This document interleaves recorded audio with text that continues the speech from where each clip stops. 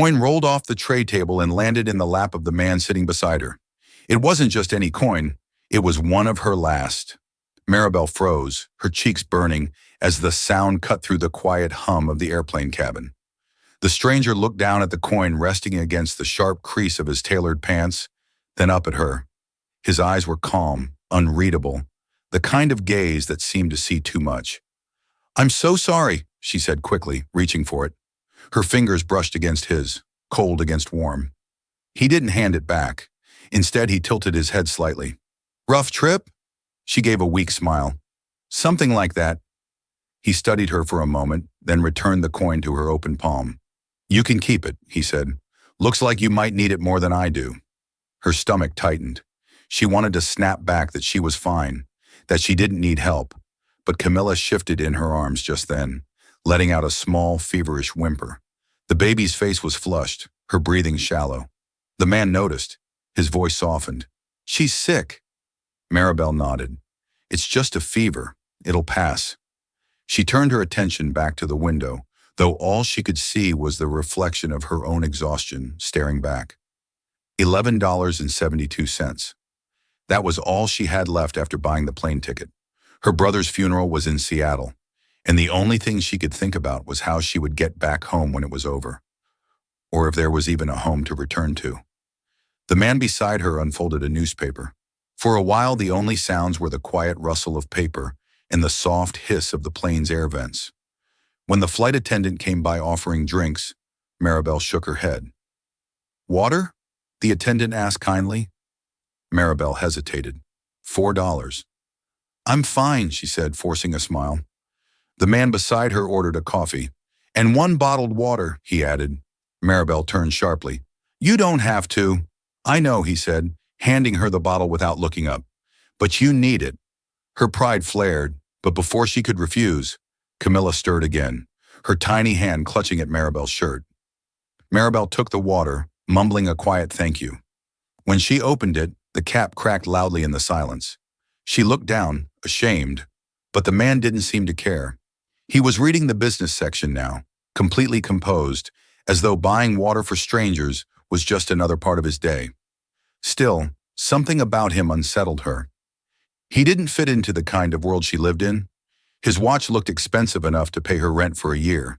His hands were clean, steady, not the hands of someone who'd ever counted coins for a bus ticket.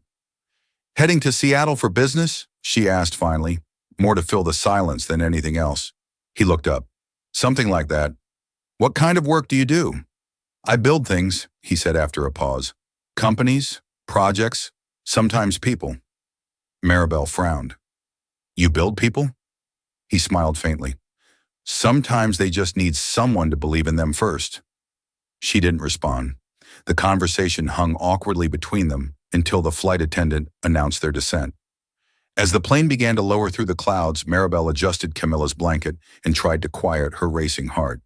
She had no idea what waited for her after landing, just an address, a funeral, and the echo of her brother's last voicemail. "Don't worry about me, Mar. I'll be fine." He hadn't been fine, and now she wasn't either. When the plane touched down, passengers rushed to unbuckle their seatbelts, the cabin filling with the sound of zippers and chatter. The man in the seat beside her stood first, retrieving his carry-on with ease. Maribel struggled to juggle Camilla, her diaper bag, and her coat all at once. One of the bottles slipped from her grasp, rolling under a row of seats. Without a word, the man bent, retrieved it, and handed it to her. His fingers brushed hers again. "Take care of yourself," he said quietly. She nodded, muttering another thank you, as he moved past her and disappeared down the aisle. By the time she got off the plane, he was gone. Outside, Seattle greeted her with cold rain, the kind that seeped through coats and into bones. She adjusted the baby carrier on her chest, pulling her hood tighter, and began walking toward the bus stop. The city lights were a blur of red and gold against the wet pavement. Everything felt heavier here. The air, the grief, the exhaustion. Maribel ducked under an overhang to catch her breath. The ache in her back throbbed. She reached into her pocket to count her coins again, just to make sure they were still there. But her fingers brushed something else instead, a folded napkin. She pulled it out. Inside, tucked neatly between the folds, was a $50 bill. Her heart stopped. It couldn't be. She looked around, half expecting him to appear out of the rain. But there was no sign of the stranger from the plane. Only strangers hurrying past, umbrellas blooming like dark flowers in the storm. Maribel stood there, trembling, the napkin clutched in her hand. She wanted to throw it away. She wanted to scream that she didn't need charity, that she wasn't some pitiful story for a wealthy man to fix. But when she looked down at her baby, Camilla's cheeks flushed, her little chest rising and falling. Pride was replaced by something stronger. Love. She tucked the bill carefully into her wallet, whispering, "Just this once." Then she turned toward the bus stop, her mind a whirl of grief, exhaustion, and questions she couldn't answer. She didn't know that somewhere across the terminal, the man from the plane, Nathan Hale, was standing beneath an umbrella watching her walk away. And in his pocket, he carried a worn photograph of Lucas Cruz, the man who had saved his life 4 years earlier. The funeral home smelled faintly of rain and lilies, two things Maribel had learned to hate. She stood near the front row, her black dress still damp at the hem, Camilla bundled against her shoulder. The small crowd around her murmured condolences that barely reached her ears. Words like "so sorry" and "gone too soon" slid past her, empty and weightless. Lucas had always been the strong one, the one who'd built things with his hands, who'd carried her through the hardest days when the world forgot her name. And now he was the one she had to bury. Her fingers tightened around the folded program in her hand. Lucas Cruz, beloved brother and friend. That was all the paper said about him. No mention of the nights he'd stayed up fixing her broken heater when she was pregnant, or how he used to hum to Camilla when she couldn't sleep. No mention of how much he gave to everyone else, even when he had nothing. The service ended. People filtered out, leaving her alone beside the closed casket. She leaned forward, pressing her palm against the cool wood. "I don't know how to do this without you," she whispered. Camilla stirred softly as if answering her. The sound of footsteps behind her broke the silence. "Maribel?" She turned.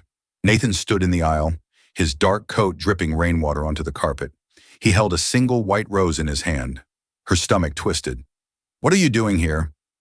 "I came to pay my respects," he said quietly. "I didn't mean to intrude." Her voice hardened. "You didn't even know him." Nathan hesitated, then walked forward, placing the rose gently atop the casket. "You're wrong," he said softly. "I did." Maribel frowned. "What are you talking about?" He looked at her then, really looked at her, and she saw something different in his eyes. Not pity, not charity, something deeper. "Your brother," Nathan said. "He saved my life." Her breath caught. "What?" "It was 4 years ago," Nathan continued. "I was on a construction site my company was overseeing. A section of scaffolding collapsed. I didn't see it coming, but your brother did. He pushed me out of the way." Maribel shook her head. "That's not possible. He never said anything." "I'm not surprised," Nathan said. "He didn't stay long after the accident. I tried to find him later, to thank him properly, but he'd quit the job, disappeared." Maribel's chest tightened as pieces began to fit together. His old injury, the back pain he'd brushed off, the way he'd always said, "Some things aren't worth talking about." "He hurt his shoulder that year," she whispered. "Said it was nothing, but it never healed right." Nathan's expression darkened. "I didn't know. If I had—" "What?" Her voice cracked. "You'd have paid his bills? Fixed everything with a check?" He didn't flinch. "If it would have helped, yes." The raw honesty in his voice startled her. For a moment, neither spoke. The rain tapped softly against the windows, steady as a heartbeat. Finally, Nathan said, "I found out about his death yesterday. I recognized his name in the obituary. I wasn't sure if I should come." "Why would you?" she said bitterly. "You're a stranger." He looked down, the corners of his mouth tightening. "He wasn't." Maribel swallowed hard, her throat aching. "You said he saved you. What did you do for him in return?" Nathan met her gaze. "Nothing," he admitted. "That's what's been eating at me. I never got the chance." She turned away, clutching Camilla tighter. "You can't fix it now." "I know," he said, "but I can make sure his kindness doesn't stop here." Maribel laughed softly, but there was no humor in it. You don't even know me. I know enough, he said quietly. I saw the way you held your daughter on the plane, the way you tried to hide how tired you were. Your brother saved my life, and maybe, just maybe, it's time I return that favor. Her eyes burned. I don't need saving. Nathan's voice stayed calm. Maybe not, but that doesn't mean you have to do it all alone. For a long moment, the only sound was the rain. Maribel turned back to the casket, tears blurring her vision.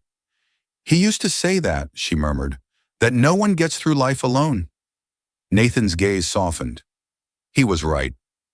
She wiped her eyes quickly, unwilling to let him see her crumble. You should go. I will, he said, stepping back, but I'll check on you tomorrow. She shook her head. Don't. He smiled faintly, but his tone was steady. I will anyway. Then he turned and walked down the aisle, leaving her standing in the dim light, the white rose still gleaming on the casket. For a long time after he left, Maribel stayed there, silent. The rain outside had slowed to a drizzle. Somewhere deep in her chest, beneath the grief and exhaustion, something flickered, small, uncertain, but there. Not hope exactly, something older. Something that had survived everything else. Faith. She closed her eyes, whispered a final goodbye, and pressed her hand to the casket one last time. When she left the church, the air was cold, but the clouds had begun to break apart. A faint streak of gold slipped through the gray sky. Maribel didn't know it yet, but by this time tomorrow, Nathan Hale would be standing at her motel door, and for the first time in a long while, she wouldn't have to face the night alone. The motel's neon sign flickered through the rain like a dying heartbeat. Maribel sat on the edge of the narrow bed, rocking Camilla gently in her arms. The baby's fever had returned, and the thin walls did nothing to block out the sound of thunder outside. She'd used the last of the medicine that morning. The small pharmacy nearby had closed hours ago, and she didn't have the cab fare to get anywhere else. The hum of the old heater filled the room, the only sound besides Camilla's soft, ragged breathing.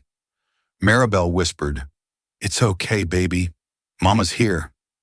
But even as she said it, doubt gnawed at her. Was she? Was she really here? Or was she just surviving? She pressed her lips to her daughter's forehead, too warm, too fast, and her heart clenched. When the knock came, she nearly jumped out of her skin. 3 soft taps. She froze. It was nearly midnight. The knock came again. Maribel. Her chest tightened. That voice. She didn't need to open the door to know who it was. Nathan, she whispered half to herself. She hesitated, her hand hovering over the doorknob. The logical part of her said don't, but another part, the tired human part, said do it. She opened the door. Nathan stood there, drenched from the rain, holding 2 paper bags. You didn't answer your phone, he said softly. I don't have one anymore. He blinked, then nodded slowly, as if that explained everything. I brought some things. Maribel frowned. You shouldn't be here. Maybe not, he admitted, stepping inside. But I didn't think you should be alone either. He set the bags on the small table by the window. One held soup, bread, and fruit. The other, she noticed when he pulled it open, had a bottle of fever medicine, baby wipes, and formula. Her throat tightened. How did you? You mentioned the brand on the plane, he said simply. She stared at him, unsure whether to thank him or throw him out. You can't keep doing this, she said finally. I didn't ask for your help. I know, Nathan said, meeting her gaze evenly. But I wanted to. She shook her head, her voice trembling. You don't get it. People always want to help, until they realize it's not convenient anymore. Then they leave. Nathan didn't look offended, just sad. I'm not everyone else, Camilla whimpered softly. Maribel sat beside the bed and cradled her closer, whispering nonsense words until the baby settled. She didn't look up as Nathan moved around quietly, heating the soup and pouring medicine into a tiny cup. When he brought it to her, she hesitated. Here, he said gently. It'll help with her fever. Maribel looked from the cup to his face. You talk like you've done this before. He was silent for a long moment. Then quietly he said, I have. Her eyes softened. You have kids? He nodded once. Had. Something in his tone, quiet, fragile, made her stop breathing. What happened? Nathan stared at the floor. Mason, my son. He was 3 when we lost him. The words hit the air like a physical weight. I'm sorry, she whispered. He nodded, his jaw tight. It was a heart condition. We did everything we could. But sometimes, doing everything isn't enough. For a while the room was silent, except for the rain. Maribel finally spoke. Is that why you help people? Because of him? Nathan looked up at her. Maybe. Or maybe because Lucas did something for me that I can never repay. He reminded me that not everything broken needs fixing. Some things just need someone to show up. She swallowed hard. You sound like him. I didn't know him long, Nathan said, but I remember how calm he was. The day of the accident, everyone panicked. He didn't. He just moved, fast, fearless. Afterward, when I thanked him, he shrugged and said, You'd have done the same for me. But I wouldn't have. Not then. Maribel smiled weakly. That sounds like him. Nathan sat down in the armchair, his voice quiet. He was proud of you, you know. Her head snapped up. You talked to him about me? Only once, Nathan said. After the accident, he told me about his sister. Said she was the reason he kept going. He said, she's the strong one. Maribel's breath caught. Nathan smiled faintly. He wasn't wrong. Her vision blurred. She turned away, blinking hard, her voice cracking when she finally spoke. You don't know me. No, Nathan said, but I know what it looks like when someone keeps fighting long after they should have fallen apart. That undid her. She buried her face in her hands, shoulders shaking silently. Nathan didn't move, didn't say a word. He just sat there, the quiet kind of presence that felt like shelter. When she finally looked up, the clock read nearly 2 a.m. Camilla was asleep again, her breathing steady and soft. Nathan stood. I'll go. Maribel rose too, her voice hoarse. You don't have to.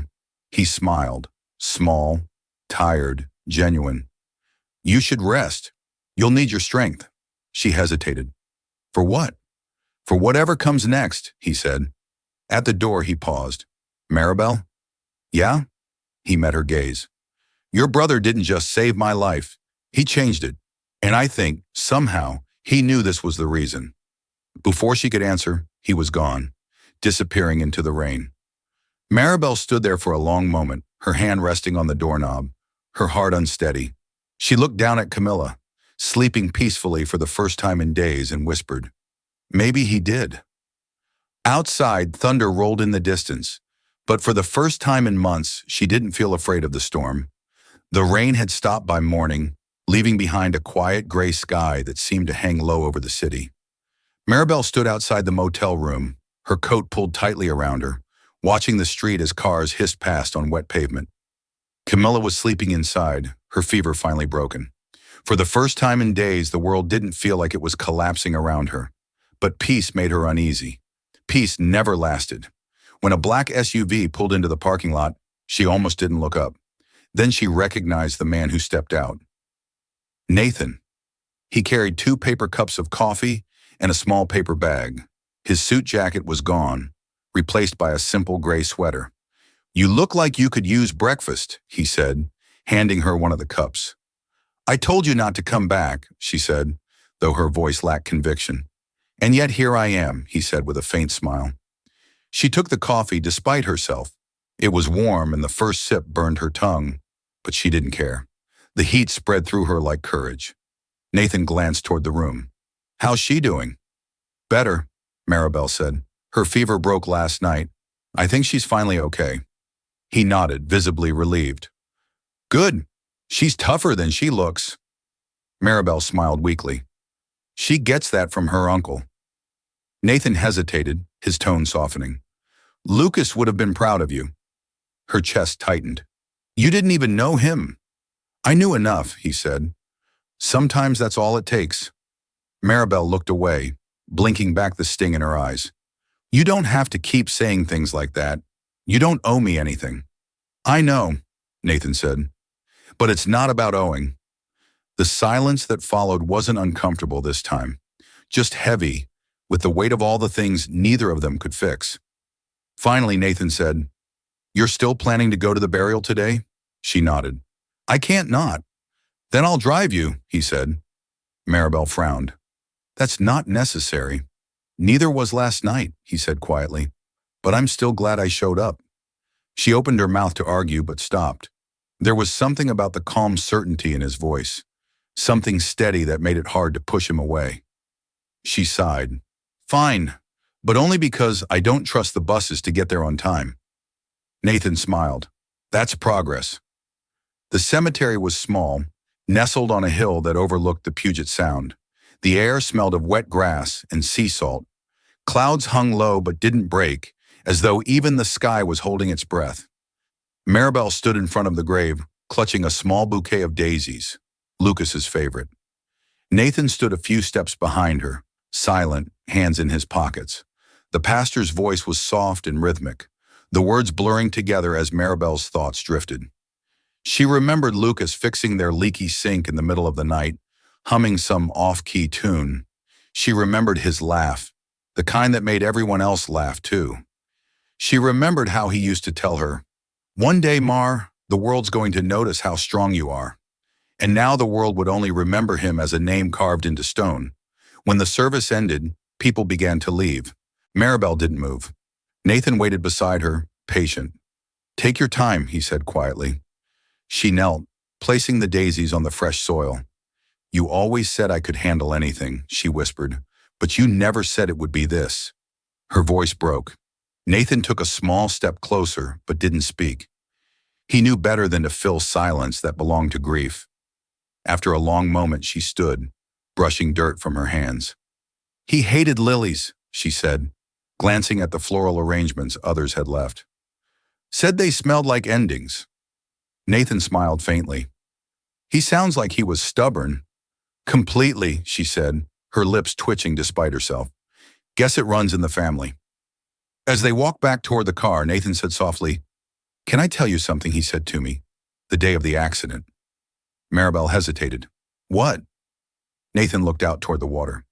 "He told me, if anything happens to me, tell my sister not to try to survive it alone." Maribel froze. "He said that?" Nathan nodded. "He must have known I'd find you eventually." Her throat tightened. "That sounds like him," she whispered, "always worrying about everyone else." Nathan looked at her, his expression gentle. "He wasn't wrong, you know. You don't have to keep surviving alone." She exhaled, her eyes glistening. "I don't even know what that means anymore." "It means," Nathan said, "you let someone stand next to you for a while. That's all." They reached the car, and Maribel leaned against the door, looking at him for a long moment. "Why are you really doing this?"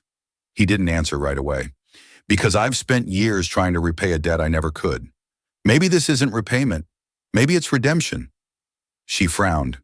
"You talk like you've done something terrible." Nathan's gaze drifted toward the horizon. "I had everything once.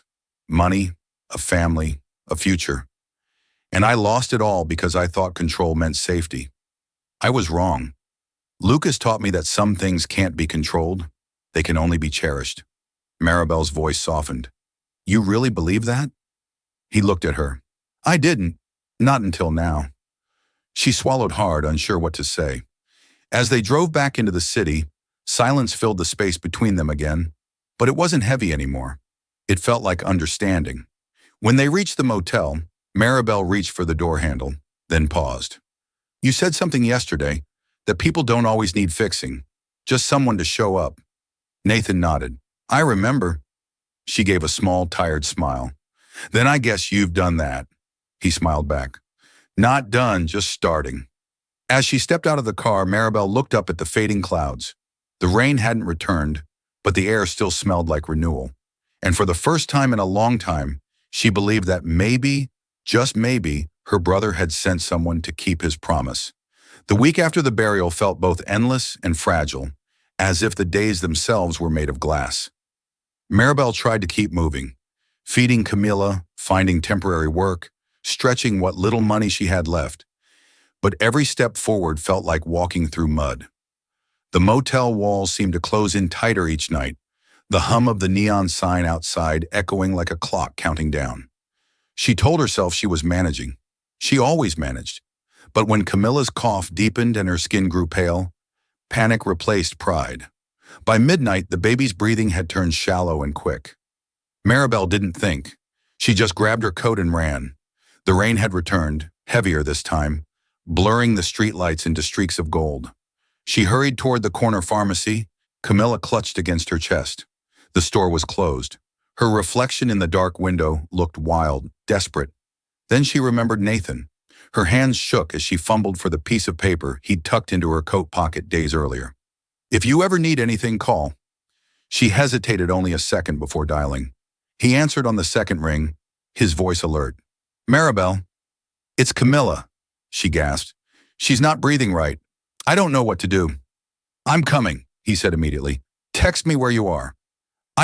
I don't have texting." "I'll find you," Nathan said. "Just hold on." 15 minutes later, his black SUV pulled up outside the pharmacy. He was out of the car before she could speak, his coat soaked through from the rain. "Give her to me," he said gently. "We'll get her to the hospital." Maribel hesitated, clutching Camilla tighter, but the panic in her chest overrode everything. She nodded, sliding into the passenger seat as Nathan drove. The hospital lights blurred past in streaks of white and red.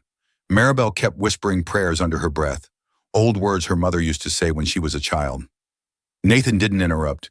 He just drove faster, his jaw set, his hands steady on the wheel. When they arrived, nurses took Camilla from her arms, and the sudden emptiness nearly knocked Maribel off her feet. Nathan caught her elbow before she could stumble. "They'll take care of her," he said softly. She turned to him, her eyes wide and wet. "What if she doesn't? What if she—" "She will," he said, his voice firm. "She's strong, just like her mother." The words steadied her, even as tears spilled down her cheeks. Hours passed. The waiting room grew quieter as the night stretched on. Nathan sat beside her, silent but present. At one point, he handed her a coffee she didn't remember asking for. When the doctor finally appeared, Maribel's heart stopped. "She's stable," the doctor said. "A respiratory infection. We'll keep her overnight, but she'll be fine." Maribel nearly collapsed in relief. She covered her face with her hands, trembling. Nathan reached out, resting a hand lightly on her shoulder. "See?" he said softly. "She's tougher than both of us." Maribel laughed through her tears, the sound brittle but real. "You keep saying that." "Because it's true." The doctor left them alone. For a while they just sat there, the storm outside easing into a soft drizzle. Finally, Maribel looked up at him. "How do you do that?" "Do what?" "Stay so calm. Every time I start to fall apart, you're just there." Nathan gave a small, weary smile. "Because I've already fallen apart before." She frowned. "You mean your son?" He nodded slowly. "After Mason died, I thought the only way to survive was to stop feeling anything. I buried myself in work, in money, in control. It took me years to realize that wasn't strength. It was avoidance." Maribel studied him, the vulnerability in his face surprising her. "What changed?" "Lucas," he said. "When he saved me, I didn't understand why. We weren't close. I was just another executive visiting a job site. But after that day, I couldn't stop thinking about it. About how a man who had nothing risked everything for someone who didn't deserve something, went wrong while generating the response. If this issue persists, please contact us through our help center at help.openai.com. The apartment key felt foreign in Maribel's hand. She stood in the doorway of the small sunlit space Nathan had found for her, her suitcase at her feet, Camilla squirming in her arms. The smell of fresh paint and clean air filled the room. It was quiet, too quiet. For a moment she didn't move, afraid that if she stepped inside, it might all disappear. Nathan leaned casually against the doorframe behind her. "It's not much," he said, "but it's safe. The rent's covered for 6 months. After that, we'll figure something out." Maribel turned to him sharply. "We? You make it sound like we're partners or something." He smiled faintly. "Maybe we are." She shook her head. "Nathan, you can't keep doing this. You've already done too much." He took a step forward, his voice calm. "You needed a place, and I could help. That's all this is." Her jaw tightened. You think this fixes anything? You think money makes it right? He met her gaze evenly. No, but it gives you a chance to breathe. That's worth something. Maribel's throat tightened. She looked around the apartment, the single couch, the tiny kitchen, the sunlight warming the wooden floor, and felt something she hadn't in years, the fragile ache of possibility. Finally, she said, I don't know if I can accept this. Nathan's voice softened. You already did when you walked through the door. She turned away, swallowing hard. Why are you doing this, Nathan? Why me? He hesitated, then said, Because your brother once told me that people like you don't ask for help. They just keep going until they break. I think he'd want someone to stop you before that happens. Her heart squeezed at the mention of Lucas. He really said that? Nathan nodded. He did. And I think he was right. The words lingered in the quiet room, heavy but comforting. Over the next few days, Maribel tried to settle into her new reality. The apartment slowly began to look lived in, baby bottles on the counter, a blanket on the couch, a few thrifted dishes stacked in the sink. It wasn't much, but it was hers. Nathan visited occasionally, always with something small in his hands. Diapers, a bag of groceries, a cup of coffee. She swore she didn't want, but always drank. One afternoon, he arrived with a folder tucked under his arm. Got something to show you, he said, spreading papers across the kitchen table. Maribel glanced at them warily. If this is another lease or bill, I'm going to throw it out the window. He laughed. Not this time. It's an idea. She folded her arms. I'm listening. He pointed to a sketch of a building, small, brick, with wide windows.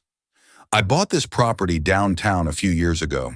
It used to be a food bank before it shut down. I've been thinking about turning it into something new, a community space. A place for parents who need help. Maribel frowned. Like a shelter? Not exactly, he said. More like a support hub. Food, childcare, job assistance, real help. But it needs someone who knows what it's like to be on the other side of it.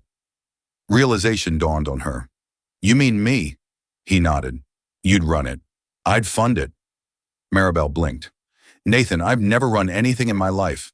I can barely keep my fridge stocked. He smiled. You've kept your daughter alive through more than most people could survive. That counts for something. She shook her head. You can't just hand me a project like this. I'm not handing it to you, he said. I'm offering you a purpose. The words hit deeper than she wanted to admit. For years, her purpose had been survival. The idea of building something that might help others like her, felt impossible and terrifying. I don't even know where to start, she said quietly. Then we'll figure it out together, Nathan replied. Maribel looked at him, her resistance slowly cracking. You really think I could do this? I don't think, he said simply. I know.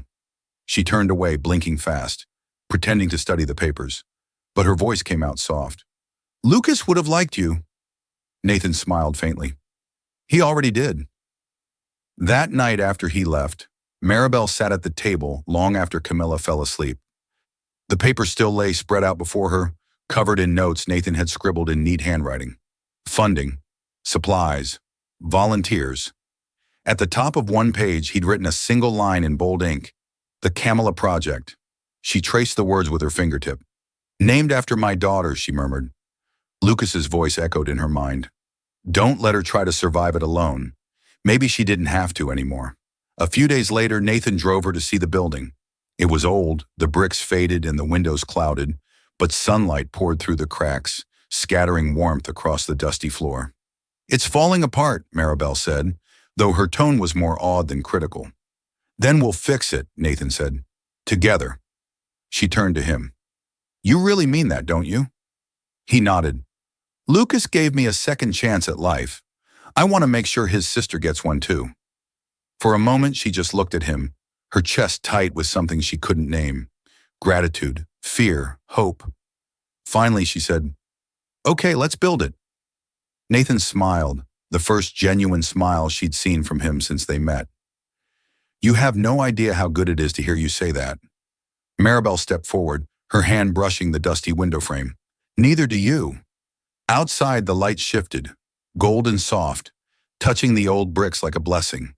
For the first time in years, Maribel didn't feel like she was standing at the edge of something broken. She felt like she was at the beginning of something worth saving. The sound of hammering filled the old brick building, echoing off its hollow walls like a heartbeat. Maribel stood in the middle of the room, paintbrush in hand, surrounded by half-empty cans, dust and sunlight streaming through uncovered windows. It smelled of sawdust and promise. The Camilla project was finally taking shape. 3 weeks had passed since she'd agreed to help Nathan bring it to life. What had started as a half-formed idea on paper had become something real, a place with walls, color, and warmth. She'd found volunteers through local churches and shelters, most of them single parents like her. They worked for free, not for money, but because they believed in what it could become. Nathan showed up every morning without fail. Sometimes he carried coffee, sometimes food, and sometimes, when the work became too much, he just stood beside her in silence. Now, as she painted one of the back walls a soft shade of yellow, he stepped into the room behind her, brushing plaster dust off his hands. "You've got paint in your hair," he said, grinning. Maribel sighed. "You've mentioned that every day this week." "Because it's true every day," he teased. "At this point, I think the paint's winning." She glanced at him over her shoulder, smiling despite herself. "You don't look much better. You've got drywall in your hair." He touched his head. "That's not drywall. That's experience." She laughed, and the sound startled her. It felt foreign, like something she'd forgotten how to do. Nathan smiled.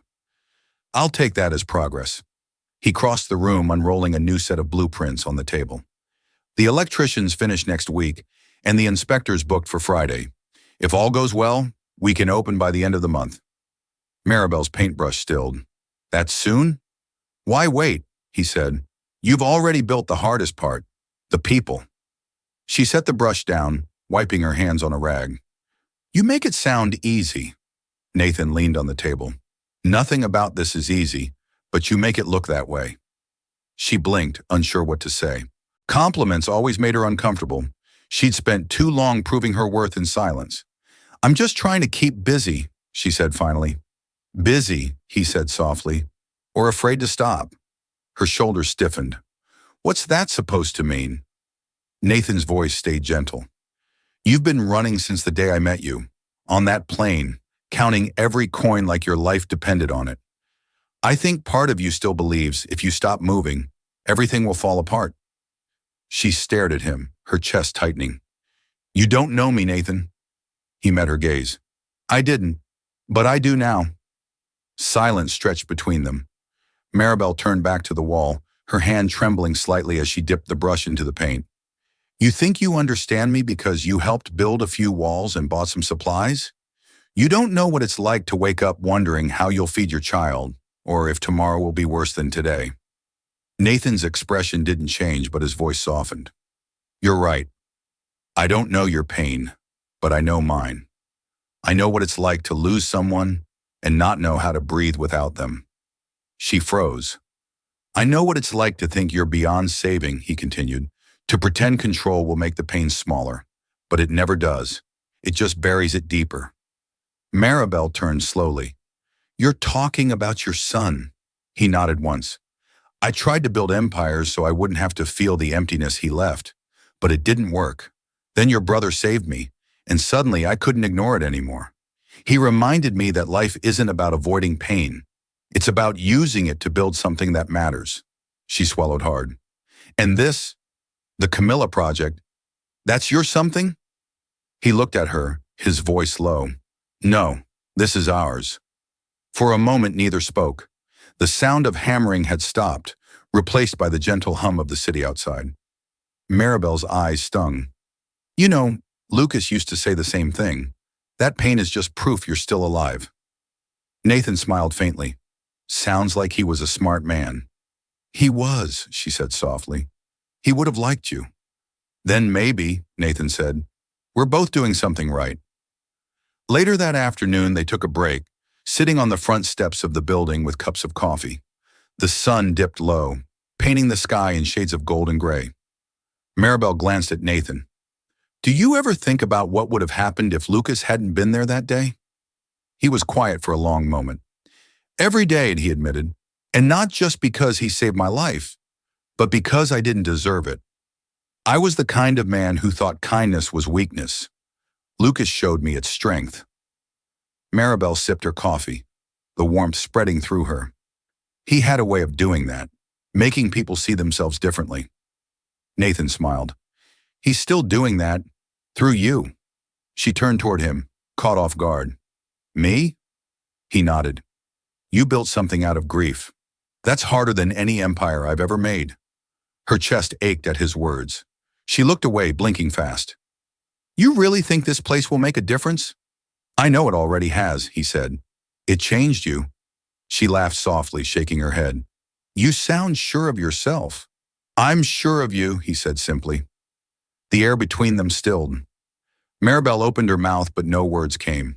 For once, she didn't have to fill the silence. It just existed, gentle, steady, alive. As the last of the sunlight faded, she whispered, Thank you, Nathan, for everything. He looked at her, his expression unreadable but kind.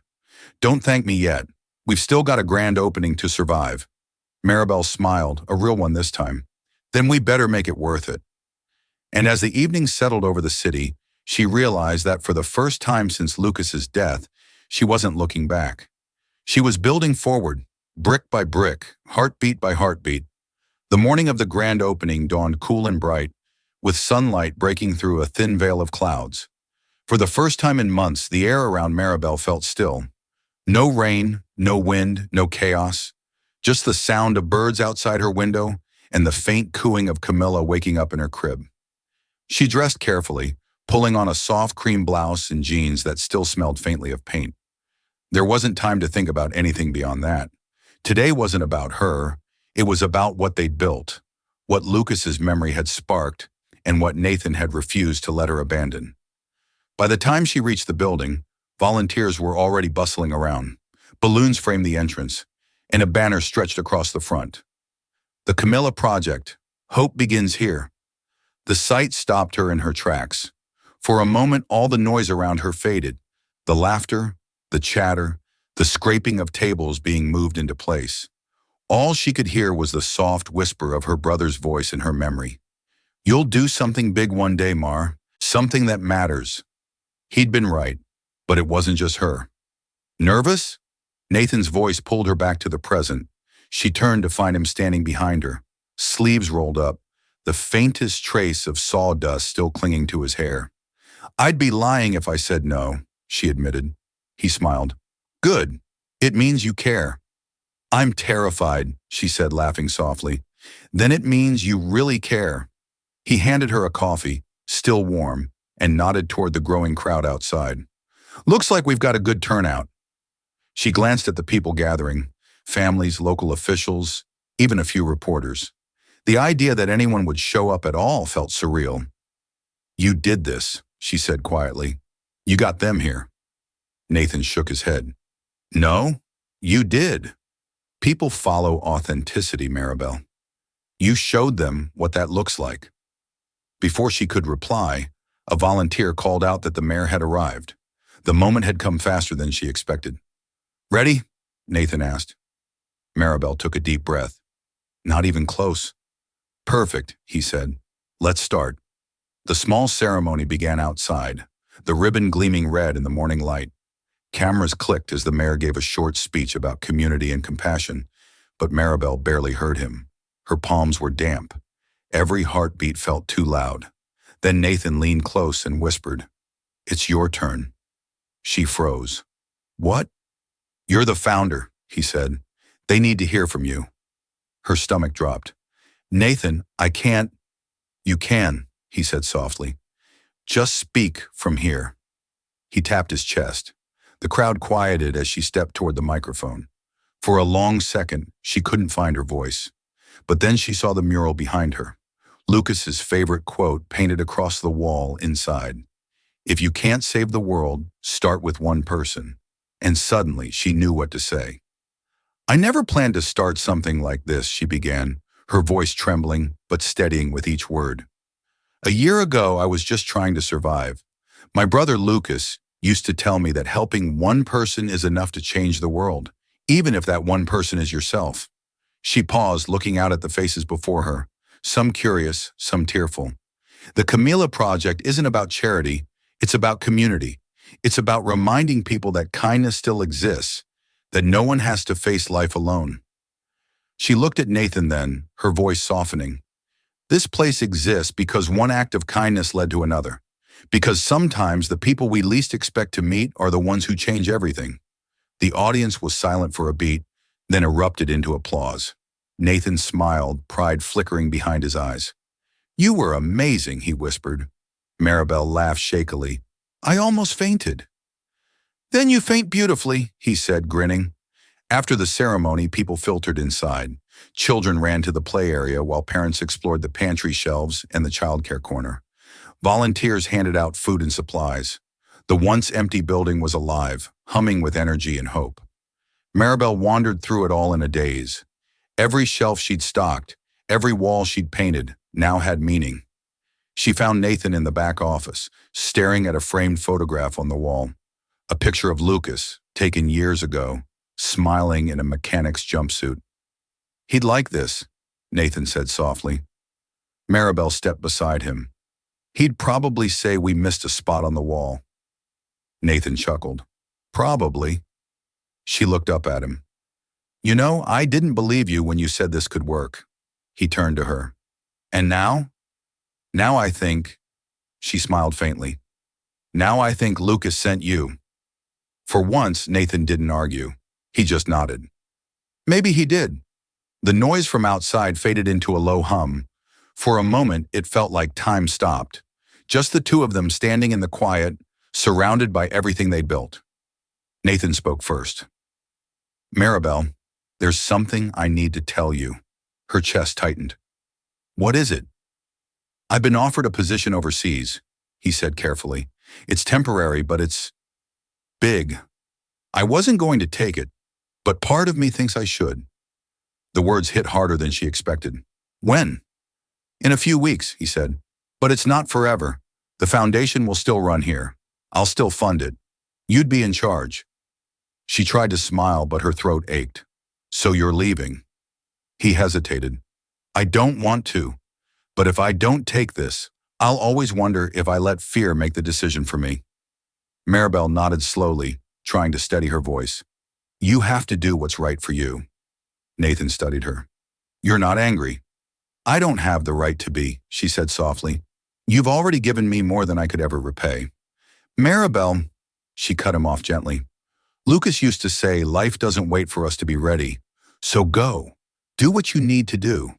Just promise you'll come back." He exhaled. "You have my word." They stood there in silence for a moment, surrounded by laughter from the next room. The sound of lives being changed. When he finally left that evening, Maribel stood at the doorway, watching him disappear into the fading light. The sign above her glowed softly in the dusk.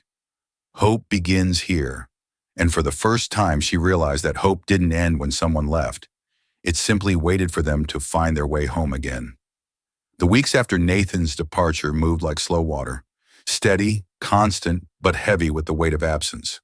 The Camila Project thrived, almost in defiance of the quiet it left behind. Each morning, the building opened its doors to families, single mothers, and children whose laughter filled the rooms. Maribel poured herself into the work, organizing donations, mentoring new volunteers, reading bedtime stories to restless kids in the childcare corner. It kept her hands busy, but her heart still reached for something that wasn't there. At night, when the last lights dimmed and Camilla slept in the crib beside her desk, Maribel would look at the photo on the wall, the one of her brother smiling, with Nathan standing beside him. It had been taken weeks before Lucas's accident. Two lives that had crossed for only a moment, but somehow left ripples strong enough to rebuild her entire world. Every now and then, an email arrived from Nathan. Updates from overseas, photos of new construction sites, notes about expansion plans for the Camilla Project. His words were steady, professional, careful, but between the lines, she felt it, the same quiet longing that she carried. He always signed them the same way. "Keep the light on." And she did. Every night she turned on the small lamp in the front window of the center, before locking up. It wasn't just a habit, it was a promise. One chilly afternoon, as autumn began to settle over Seattle, Maribel was meeting with a new volunteer when she noticed a package sitting at the front desk. There was no return address, only her name written in Nathan's familiar handwriting. Her pulse quickened. She waited until the building emptied for the day before she opened it. Inside were two things: a small wooden carving of a bird, wings spread in flight, and a letter. She unfolded it carefully, her hands trembling. Maribel, I wanted to send you something before I come home. The bird's from a village I visited last month. The locals said it represents freedom, the kind that only comes after loss. I thought of you immediately. The expansion is going well. We've set up 2 more centers and both are modeled after yours. I kept the same mural, the same words. If you can't save the world, start with one person. Lucas's words deserve to be everywhere. I'll be back soon, not just to see the project, but to see you. Keep the light on. N. Maribel pressed the letter to her chest, tears blurring the ink. She looked around at the space they'd built together. The shelves of food, the tables where parents shared coffee, the mural on the back wall, and felt Lucas's presence everywhere. But now, for the first time, she also felt Nathan's absence as something tangible, something she wanted to fill. 2 weeks later, she was sitting by the window as rain streaked across the glass, when the phone rang. Maribel, the voice on the other end made her heart skip. Nathan? Yeah. He sounded tired, the faint buzz of airport noise in the background. I'm back in the States. She gripped the receiver tighter. You're home? Almost, he said. But I wanted to call before I showed up unannounced. Didn't want to scare the staff. She laughed softly. They'd survive it. Still, he said, I thought I'd give you a warning. I land in Seattle tomorrow night. For a moment, neither of them spoke. The air between their words was full of everything they didn't say. Finally, she whispered, We kept the light on. He hesitated, his voice softening. You always do. That night, Maribel couldn't sleep. She sat on the couch, the lamp glowing in the window, Camilla's quiet breathing filling the silence. She thought about the man who had entered her life by chance, first as a stranger on a plane, then as a lifeline she hadn't asked for, but somehow needed. She thought of how Lucas's sacrifice had linked them, how grief had become something that built instead of destroyed. And for the first time, she let herself wonder what it would feel like to see Nathan again, not just as the man who saved her, but as the man who stayed. The next evening, the city buzzed with rain. Maribel stood outside the Camilla project, her jacket pulled tight, the streetlight casting golden reflections on the wet pavement. She almost didn't notice the black SUV pulling up until it stopped in front of her. The door opened, and there he was, taller than she remembered, eyes tired but bright. Nathan smiled as he stepped out. You left the light on. Maribel's throat tightened. You told me to. For a long moment, they just looked at each other. The rain softened around them, the world narrowing to the quiet space they shared. Then Nathan stepped closer. You've done something incredible here. We did, she corrected. You and me. And Lucas. He nodded, his expression full of quiet reverence. He'd be proud. Maribel smiled faintly. He'd tell us to stop overthinking and get back to work. Nathan chuckled. Yeah, he would. The laughter faded into silence. Nathan's voice softened. You know, I didn't realize until I left how much this place, how much you, changed me. Maribel looked up at him, the weight of all the years, all the loss, sitting between them like a third presence. You changed me too, she said simply. He reached into his pocket and pulled out something small, a folded photograph. I found this while packing. It's from the day your brother saved me. I've carried it ever since. She took it gently, tracing her brother's face. He'd like knowing you still do. Nathan smiled. I think he'd like knowing we're still here.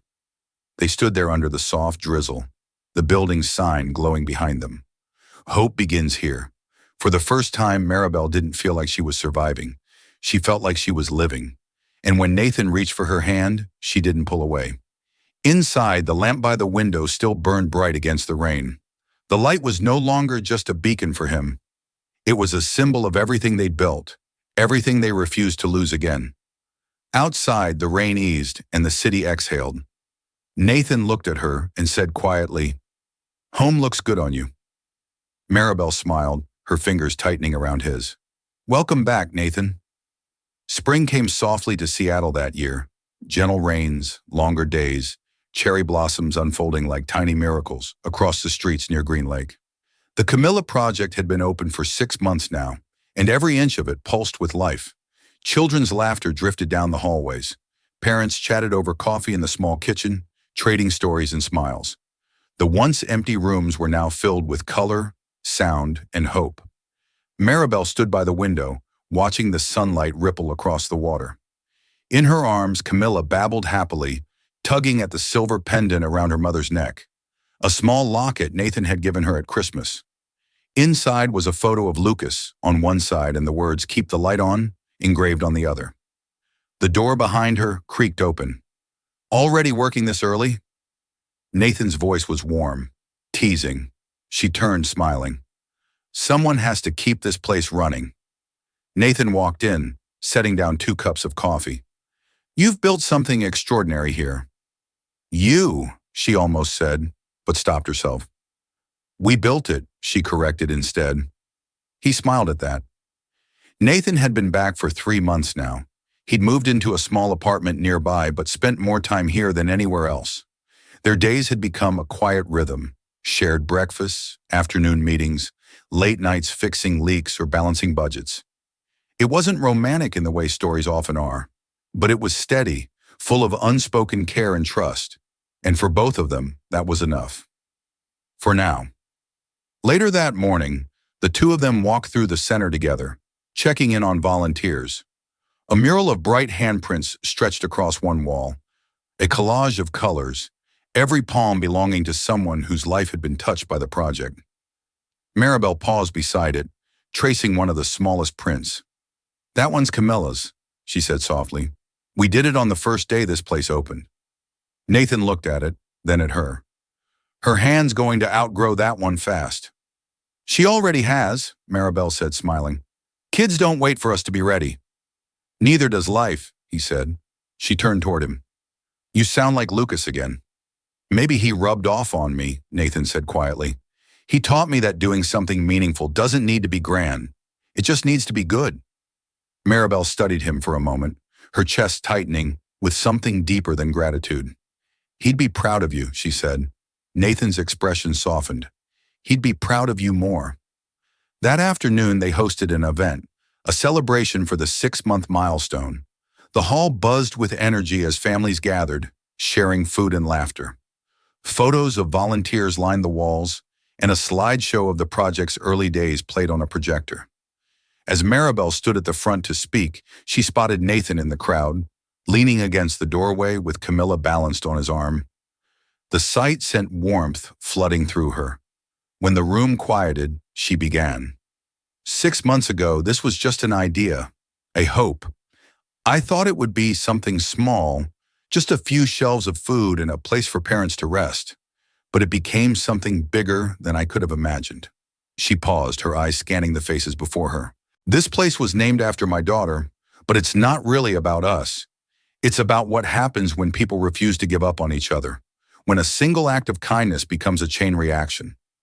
Her voice trembled slightly.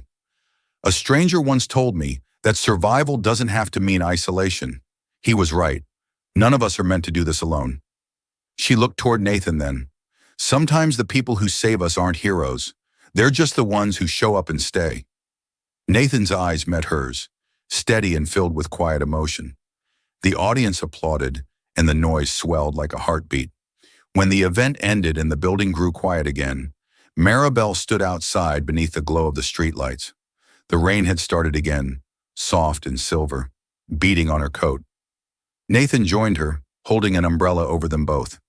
"You did it," he said simply. "So did you," she replied. He shook his head. "I just followed your lead." They stood there for a while, watching the lights shimmer across the wet street.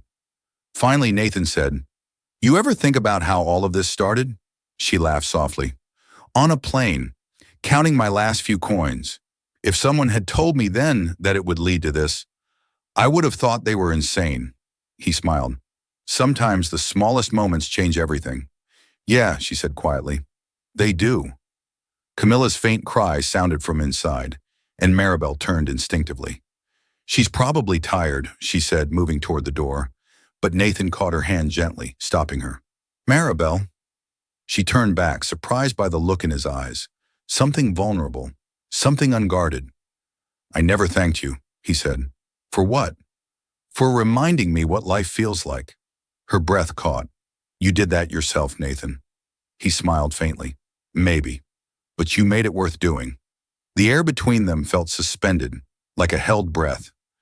Rain pattered softly against the umbrella, the city's noise fading into a hush.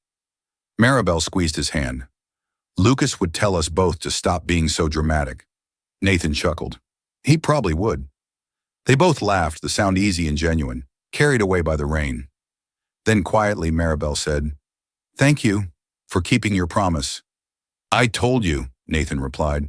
I keep the light on. That night, after everyone left, Maribel lingered by the front window.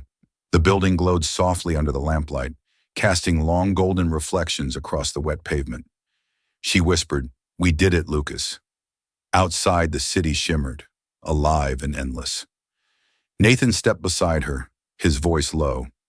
You ready to go home? Maribel smiled, turning off the lamp. I already am.